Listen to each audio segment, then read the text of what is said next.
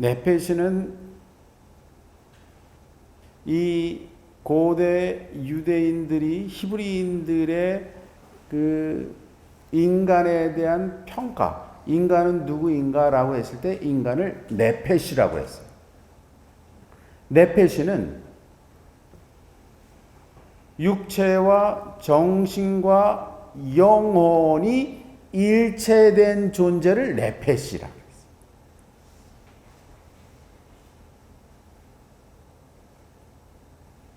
인간은 뭐냐? 그러면 인간은 네페시다. 네페시는 뭐냐? 그 사람의 영혼일 수도 있고 그 사람의 정신일 수도 있고 그 사람의 신체일 수도 있는데 신체가 영혼이고 영혼이 정신이고 정신이 육체인 존재 다 동등한 존재가 네페시다 그랬어요. 이 내용이 창세기 2장에 나온다 그랬죠? 창세기 2장에는 특별히 인간을 창조하는데 인간을 하나님께서 손수 흙으로 빚어서 창조를 해요. 창세기 1장의 내용하고는 전혀 다르죠. 창세기 1장은 우리가 우리의 형상대로 모양대로 인간을 만들자라고 말로 창조합니다. 그러나 창세기 2장에서는 인간 창조의 내용이 달라요. 하나님께서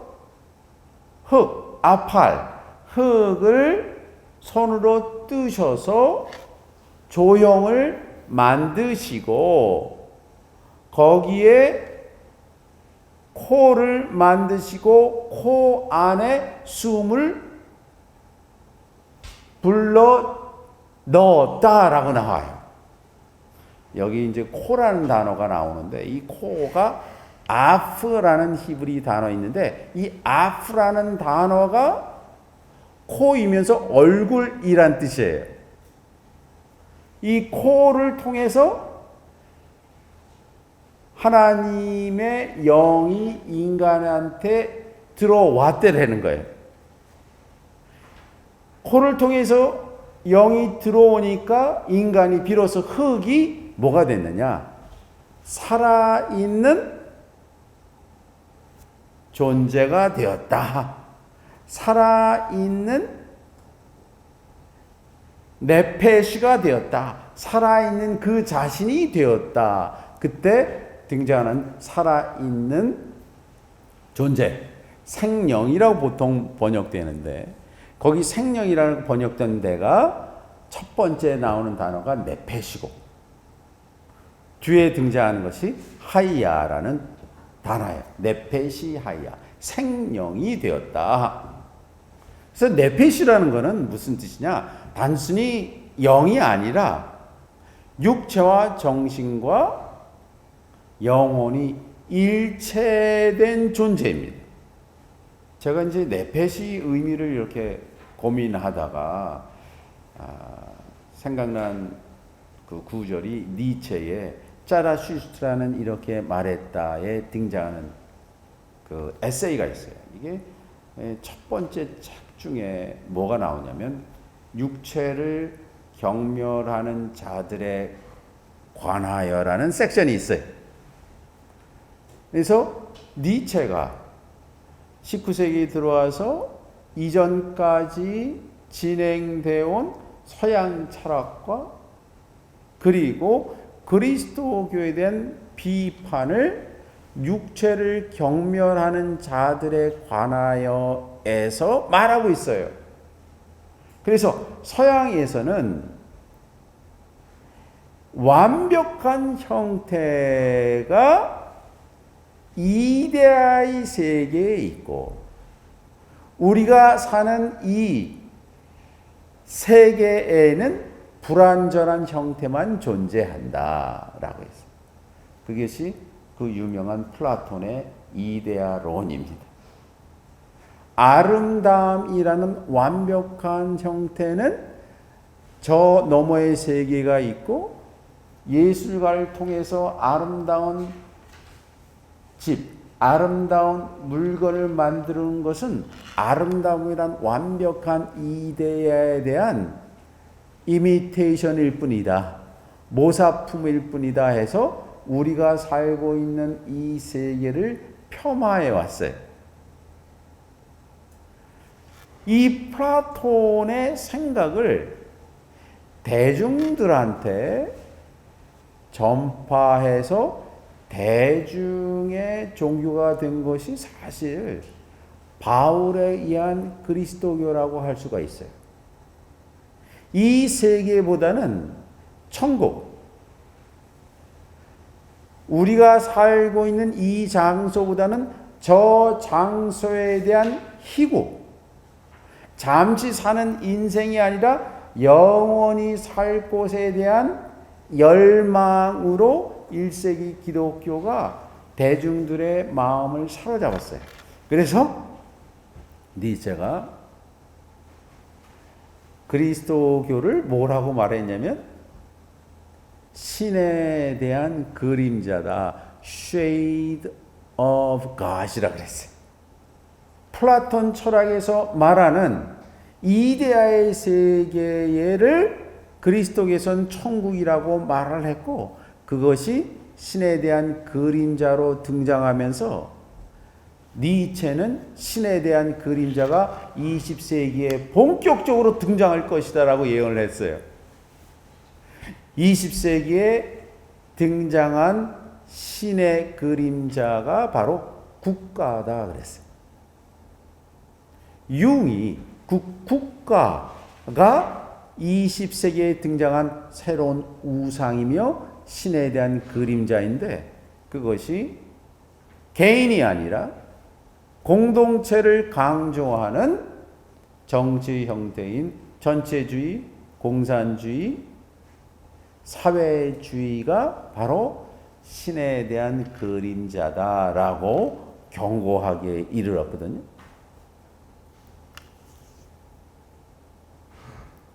그래서 니체는 인간은 네페시, 그 육체이면서 정신과 영혼이 일치된 형태로 들어가야 된다. 그래서 아주 과격한 말을 해요.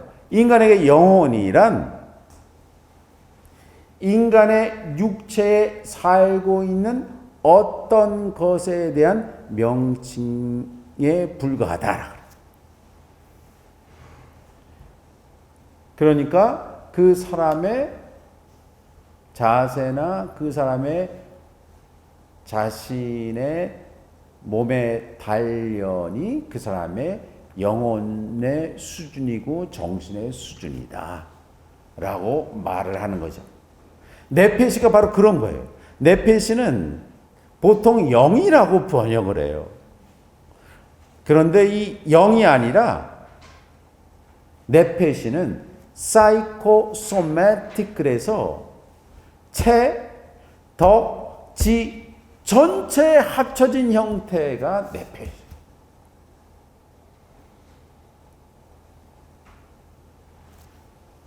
좀 보세요. 21절에 뭐라고 말하냐? 욥이 내가 I do not know my nephesh. I do not know my nephesh라고 말한 거예요. 내 자신을 알지 못했다.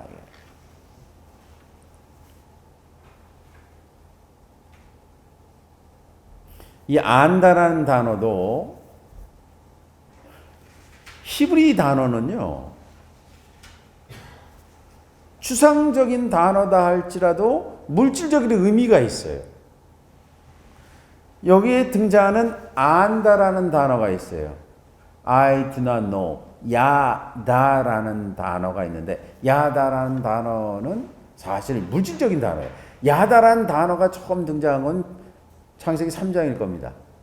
어디에 등장하는지 아세요? 아담이 하와를 알았더니 가인을 낳았다 할 때 야다라는 동사를 써요. 그때는 야다라는 동사가 성관계를 맺다라는 뜻이에요. 그런데 이 야다라는 동사가 똑같이 지적인 의미의 또는 영적인 깨달음까지를 모두 포함하는 단어예요. 그러니까 이건 뭐냐면 know라는 말이 그런 뜻이에요. know라는 말이 우리 한국말에도 그런 말이 있잖아요. I know you라고 하면 너의 모든 걸 다 아는데 그것은 육체적으로, 정신적으로, 영적으로 모든 걸 아는 총체적인 암. 그것이 알지 못한다의 알다란다. 하나님이 이스라엘 백성을 알았다라고 했을 때도 이 야다라는 동사를 써요. 인간에게는 이 유전자를 갖고 있어요. 그래서 창세기에 에덴 동산에 유일하게 두 개의 나무인데 한 나무는 그거를 따먹으면 영원히 살기 때문에 그 나무 먹지 못하고 또 하나의 나무가 뭐냐면 Tree of Knowledge of Good and Evil이에요. Good and Evil은 서로 다른 개념을 반복시켜서 totality라는 뜻이에요. 그러니까 Tree of Knowledge of Totality라는 뜻이거든요. 거기에 knowledge란 말이 이 단어예요. 그래서 인간이 이 깨달음의 열매를 먹었다는 거거든요. 이게 상징적으로 우리 마음속에 신을 알고 신같이 될 수 있는 그 유전자를 우리가 품기 시작했다는 그 이야기도 있어요. 그래서 여기서 야다란 동사를 썼다는 것이 이 보통 의미가 아니에요. 내가 내 삶에 있어서 내가 어떤 존재인지 몰랐다는 뜻이에요. I do not know my nephesh. I do not know myself. 그러니까 nephesh는 myself. 제기 대명사로 I do not know myself. myself는 뭐냐? 사실은 myself는 내가 인생을 통해서 도달해야 될 궁극적인 내 자신이에요. 그것을 에머스는 오버소울이라고 했고 니체는 그거를 위버맨시라고 한 거예요. 내가 내 자신을 몰랐다. 내가 내 자신을 몰랐다는 거예요. 그렇죠? 처음으로 고백했어요. 이제 욥이 어렴풋이, 그렇죠? 정직하고 거의 완벽한 인간이었는데 고통을 통해서 자신도 모르는 자신의 세계로 들어가기 시작했다는 거거든요. 그래서 내 자신이 누구인지 내가 몰랐다.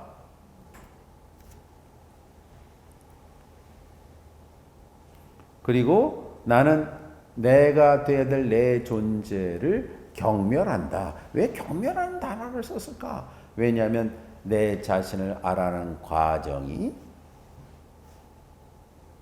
고통을 통하지 않고는 알 수 없기 때문에 그 과정이. 그래서 내 존재라는 단어를 제가 히브리 단어 하임이라는 단어를 존재로 번역했어요. 존재.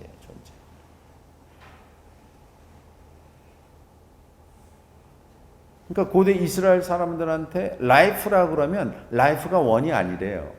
하임은요 복수형이에요. plural. lives. 그러니까 나는 매일매일 내가 돼야 될 myself를 점점점 들어가서 발굴해내서 알아가야 되는데 그 과정이 뭘 통하지 않고는 시험과 고통을 통하지 않고는 가능하지 않기 때문에 I hate my existence라고. 내가 내 존재를 경멸한다. I abhor. 경멸한다. 이게 경멸한다. 장폴 사르트르가 실존주의 철학하면서 유명한 말을 했잖아요. 그 말이 중요한 것은, 삶에서 중요한 것은 이 존재가 본질에 앞선다 그랬어요. 이건 플라톤 철학을 그대로 말합니다. Existence precedes essence. 본질에 앞선다. existence는 뭐냐? existence는요, 여러분의 존재는 그냥 존재하는 게 아니에요. existence하고 가장 가까운 단어가 exist의 exit. 존재는 여러분이 갖고 있는 현재의 상태로부터 탈출하는 거예요. 탈출해서 내가 새롭게 만들어진 나만의 집이 existence예요. existence. 그래서 서르트는 existence, 존재가 본질보다 앞선다라고 했거든요. 그래서 여기에 나는 내 존재를 경멸한다. 내가 구축해야 될 내 삶을 경멸한다. 이 구절에서 제가 생각난 구절이 여러분이 잘 아시는 그 유명한 신에 대한 정의입니다. 신에 대한 정의. 신에 대한 정의하면 등장한 것이 출애굽기 3장 아닙니까? 모세가 산에 올라갔어요. 산에 올라갔더니 이 전혀 불에 연소되지 않는 가시덤불을 보게 된 거예요. 신이 자신의 존재를 표현하는 장소를 가시덤불로 취한 거예요. 아까 우리 9장에서 말하니까 신이 옆에 지나가도 우리가 보질 못한다 그러잖아요. 가시덤불이라는 것은 항상 존재했는데 내가 개안이 되지 않아서 발견하지 못한 그런 물건이에요. 가시덤불에 불이 붙었는데 연소되지 않는 거예요. 가까이 가려고 했더니 가시덤불이 말을 한대요. 그 말이 모세야, 내가 서 있는 그 장소가 거룩한 장소이니까 샌들을 벗어라. 신을 만나면 항상 깨닫는 게 하나 있어요. 그거는 여러분과 나의 일상이 아니라 거룩한 장소라는 것을 알려줘요. 깨닫기 전에는 어딜 가야 거룩한 장소라는 것을 알아요. 그러나 깨달음은 뭐냐? 내가 서 있는 이 장소가 거룩함이 깃들어진 장소를 알게 해줘. 그리고 하는 말이, 내가 당신을, 이스라엘 사람들을 이제 데리고 출애굽할 텐데 그 사람들한테 당신의 이름을 뭐라고 할까요? 라고 했을 때 야훼 하나님이 I am who I am 이라. 흔히들 나는 스스로 있는 자다라고 번역을 해요. 영어는 조금 더 가까이 왔어요. I am who I am. 나는 나다 이런 뜻이에요. 여기서 I에 해당하는 히브리어 에흐에가 있고 그 다음에 아셀이라는 관계대명사가 있고 다시 에흐에 아셀 에흐에로 말했어요. 근데 I am, 에흐에가 I am이란 뜻이에요. I am. 그러니까 I am이 하나의 문장이면서 I am을 붙여서 동사예요. I am. I am is who I am 이란 뜻이에요. 나는 나다. 전 그래서 나는 나다에서 나는 앞에 있는 주어는 현재의 나의 모습의 I am이고 뒤에 등장하는 I am은 좀 다르게 번역하고 싶어요. 뒤에 있는 I am은 나프시, myself예요. 나는 내가 도달하고 돼야 될 그 존재이다. 신은 누구냐? 신은 하늘에서 우리의 잘못을 하는지 보는 분이 아니라 신은 현재 자신과 미래의 자신이 돼야 될 자신이 거의 일치하는 존재인 것 같아요. 그게 I am who I am. I am myself. 융이 말한 self에 해당하는 것이 이 서술어예요. 그게 네프시예요. 나는 우리가 아는 일상적인 에고나 이드가 아니라, 그렇죠? 보통 사람들은 이드라고 그러지 않았습니까? 이드라는 건 자기밖에 모르는 에고의 상태예요. 그러나 남이 생기면 남에 대한 타자에 대한 반대 개념으로 에고가 생겨요.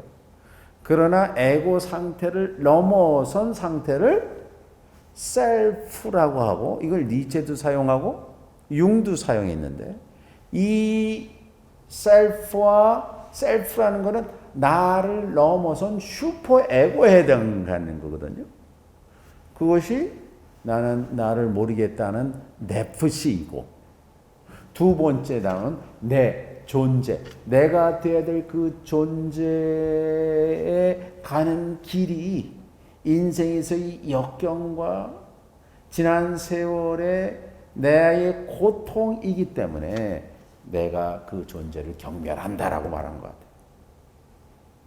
자신이 생각하기에 22절 결국 모든 것이 매 한 가지더라. 보세요. 이게 이전에 있었던 유대 신앙을 한 번에 전부 깨트린 말이에요. 온전한 자나 범죄자나 하나님께 전부 몰살시킨다.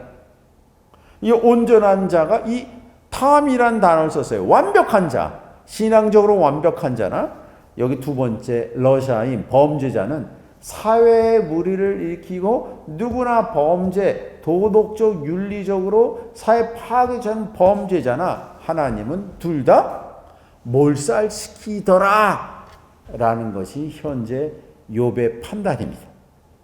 그래서 하는 말이 22절 첫 번에 아하th, he, 알켓, 결국 아하th, he, 그것은 한 가지다 그랬어요. 뭐가 한 가지냐? 아무리 자기가 신앙적으로 완벽하고 하나님으로부터 주의로부터 완벽한 인간으로 추앙받는 사람이나 모든 사람으로부터 욕을 먹는 러샤임 범죄자나 똑같이 고통을 당하기 때문에 인생이라는 거 잘 모르겠다. 이거 다 똑같다. 엄청난 말을 한 거예요, 지금. 한 가지다. 매 한 가지다. 그렇죠? 22절에 그래서 제가 번역을 영어로는 eventually it is all one. 결국 한 가지다. I say. He annihilates blameless and guilty. 흠이 없는 자나 범죄자나 똑같이 파괴하신다. 그렇죠? 갑자기 천벌이 갑자기 사람을 죽이면 그는 무고한 자들의 공경을 비웃으신다. 그게 자기예요, 자기. 자기가 이렇게 벌 받는데 하나님이 비웃으시는 것 같아요. 땅의 범죄자들은 그의 손에 넘어가고 땅은 재판관들은 얼굴을 가리고 그가 아니라면 누가 그렇게 이 세상에는 이런 불의가 판을 치는데 내가 나한테 위안을 주는 분은 없구나 하는 그 고민을 욥이 지금 말하고 있는 것입니다. 그래서 자신의 이 현재의 상태가 누구한테도 말을 오죽하면 32절 우리 함께 법정에 가봅시다. 하나님을 데리고 법정에 가겠다는 거예요. 그런데 판결에 줄 사람이 없구나를 지금 말하고 있는 거예요. 그래서 25절에 내 생애는 달리는 자보다 빠르다. 100m 뛰는 사람보다 더 빨리. 그 날들은 흘러가 버려 좋은 세월 누릴 수가 없구나. 여러분 지난 1년을 가만히 생각해보세요. 너무 빨리 지나가잖아요. 과거는 언제나 너무 빨라요. 그렇죠? 138억 년 전에 우주 빅뱅의 순간과 제가 지금 말하는 5초 전이나 과거는 항상 똑같아요. 너무 빨라. 갈대로 한 가벼운 배가 그냥 바람만 순풍하는데 빨리 지나가는 쾌속성과 같고, 그것은 마치 먹이를 덮치려는 독수리와 같다. 금방 지나간다. 내가 불평을 잊어버리고 슬픈 얼굴을 지우고 미소를 머금어도 내가 겪는 이 고통이 두렵다. 내가 아무리 겉으로는 편한 척 하더라도 그 고통이 두렵다. 그리고 왜냐하면 당신이 28절에 I know that you will not hold me innocent. 나를 죄 없다고 무죄로 판결할 거라고 생각하지 않다는 것을 내가 알고 있기 때문이다. 내가 정죄당한다면 내가 무엇 때문에 애써서 수고해야 됩니까? 셜레그가 눈이란 뜻이에요. 눈으로 만든 물로 내 몸을 씻어도 water of snow 이란 뜻이에요. 그래서 제가 눈이라고 번역했어요. 그냥 영어 번역이나 한글 번역은 좀 다르게 나온 것 같아요. 내가 눈으로 내 몸을 씻고 비누로, 이게 볼이라고 있어요. 이게 비누로, 이게 이제 갈대에서 나오는 그 즙으로 만든 건데, 비누로 내 손을 깨끗게 해도 당신이 나를 다시 시궁창에 넣으신다. 나의 옷이 나를 혐오한대요. 그렇죠? 이 표현 보세요. 내 옷이 나를 혐오한다. 32절이 간절한 마음이에요. 만약에 그가 나와 같은 사람이라고 하면 내가 이렇게 말하겠다. 뭐라고 하냐면 We should go to court together. 야, 우리 법정에 함께 갑시다. 내가 정말 잘못했는지 당신이 나한테 벌을 주니까. 우리 둘 사이를 중재할 사람이 없고 우리 둘 사이에 손을 놓아줄, 판결해 줄 사람도 없구나. 제발 그가 나로부터 막개를 거두었으면. 거기 21절에 등장하는 내 자신을 지금 알지 못한 게 알아가는 과정이에요. 나프시, 인간 존재. 그래서 내 자신, 셀프가 무엇인지를 찾아가는 과정이고, 그 과정 중에서 내 삶, 하임이라는 내 존재라는 것이 있는데, existence라는 것이 있는데, 그 존재를 알아가는 과정 중에 반드시 통과 의례해야 될 문이 있는데, 그것이 욥에게 다가온 고통이다.